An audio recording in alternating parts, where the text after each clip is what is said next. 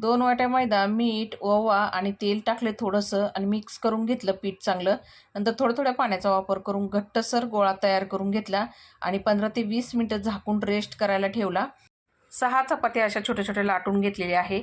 पहिल्या चपातीला ना मी साठा लावून घेतलेला आहे. वरतून परत मैदा टाकून घेतला. अशा 6 चपात्या एकावर एक ठेवून साठा लावून मस्त असा रोल घट्टसर तयार करून कट करून घेतला. तळ हाताने दाबून आहे ना एक लाटी घेतली आणि मस्त चपाती परत लाटून घेतली, चौकोनी आकारात कट करून घेतली. आता इथं भाजी तयार झालेली आहे. थोडी भाजी त्याच्यावरती ठेवून असा मस्त असा त्रिकोण शेपमध्ये पफ पॅटीस तयार करून घेतला. गरम तेलावर सोडून घेतला कढईमध्ये.